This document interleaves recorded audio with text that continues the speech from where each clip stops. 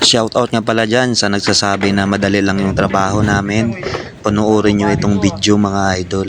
Saka mo nga niro, bakit iba to ga pangka? Saka. Pero pwede ako lang ba? Tama nga, mas tupas. 1, 2, 3, go. Oh. Wait lang. Tikuran goal. Bye kan. Bye kan. Yo, what's up mga idol? Nandito na naman tayo sa bubong kung saan tayo nagre-repair ng mga roofing dito sa building mga idol. At shoutout pala sa nagsabi na basic lang yung ginagawa natin. Tingnan nyo ito mga idol kung ano yung ginagawa namin. I-document natin yan. Siyempre, una natin gagawin. Kukunin natin yung texture dyan na nakabaon dyan sa original na bubong. Tapos, ikakating natin itong nabubulok na ng bubong, nasa dulo ng bubong lang yan mga idol. Nakita nyo puro kalawang na yan yung kukunin muna natin mga idol. Siyempre hindi lang yung yero kukunin, pati yung pinaka-pum niya sa baba mga idol. Yan, kinukuha na yan ng kasama natin. Kaya nga totoo naman yung sinasabi ng nagbaba sa amin na lagi kaming madumi. Okay lang yan mga idol, madumi talaga kami kasi nga puro kalawang yung hinahawakan namin dito, puro dumi. Pero okay lang yan mga idol, importante may trabaho tayo. Siyempre pagkatapos natin ikating yan, ito mga idol, bubuhatin namin itong isang buong bubong. Kailangan natin iangat yan mga idol. Kailangan natin iangat yan para makuha yung mga nabubulok na foam o mga kalawanging yero dyan sa baba mga idol. At after natin may angat yan mga idol, ayan, susukatan, guguhitan natin yan para straight din yung makukuha natin kasi ikakat natin yung foam na yan mga idol. Papalitan natin yan kasi isisingit natin dyan yung bagong roof natin. Kaya kailangan talaga gawa ng paraan yan. Kailangan natin makakat yan o makuha para maisiksik natin yung bagong bubong. At syempre naghahanda na rin yung kasama natin, nagkakat na rin ng stop molding para yan yung gagamitin natin pang pang brace dito para mas matibay yung bagong gawa natin na bubong. At after nga natin yan mga idol, dito naglatag na kami ng blue sack para yan yung pangsahig sa mga foam na nabubulok na o yung foam na kinukuha namin dito.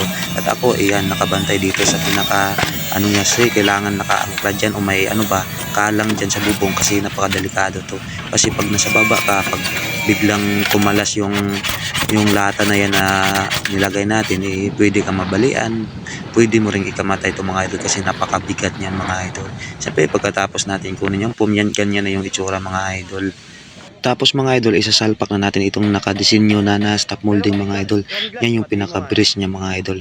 Isasalpak natin yan. Siyempre gamit ang martilyo, hindi naman kaya ng kamay yan. At siyempre nagtutulungan talaga kami para maipasok namin yan. Para yan talaga yung magbubuhat o magiging brace sa dalawang yero mga idol. Para lalo tumibay yung gawa natin. At nang matapos natin isalpak ng stop molding mga idol, tayo na yung bumaba dito para maglagay ng texture dito sa stop molding natin na nilagay mga idol para lalong matibay.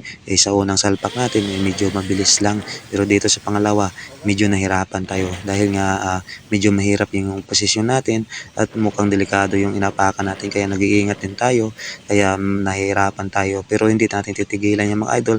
Kapag habang hindi pa bumabaon, hindi natin titigilan yan talaga.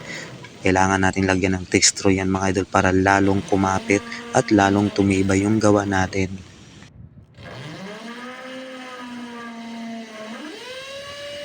At sadyang napakatigas talaga ng bakal na ito mga idol kasi nga nasa 2x6 yan, napakakapal yan mga idol at talaga napakasulit. Kaya kahit may barina tayo, pag hindi natin ginamitan ng todo lakas yan, hindi talaga natin mapabaon yung texture natin. At pagkatapos nga natin ibaon yung texture mga idol, ito pahirapan na naman sa pag-akyat. Kaya ito mga idol, habang nahirapan tayo, tinatawanan lang tayo ng kasama natin. Saka. Pero pwede ako lang ba? Tama nga, mas tupas. 1, 2, 3, go. Wait lang. Tikuran goal. Bye kan. Bye kan. Tayo mga idol, siyempre kinuha na natin yung kalang na lata at ibalik natin yung inangat nating bubong mga idol. At sinalpak na rin natin yung bagong roofing natin mga idol o full roof natin. Yan, isasalpak na natin yung mga idol. Siyempre pagkatapos natin isalpak yan, hawakan din natin yung barena at siyempre iti-texture natin yan. Kailangan natin i-texture yung mga idol para lalo tumibay.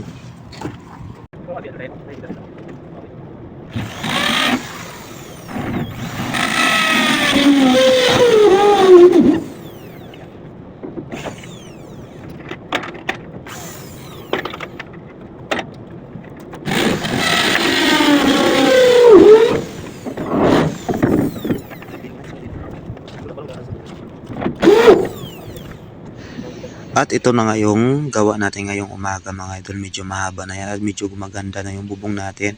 At ipakita ko na lang kung gaano kalawak itong project natin. Yan mga idol. Yan, napakalawak na bubong yan. Nakaharap mismo yan sa Mount Makiling, dito yan sa Santo Tomas, Batangas. At yan pa sa kabila mga idol. Yan kung nakita nyo. Napakalawak talaga yan mga idol. Eh syempre hindi lang yan. Meron pa dun sa kabila. Ayan mga idol, kung nakita nyo. Yan, ganyan pa kalawak mga idol. Kaya hanggang dito na lang muna yung video mga idol.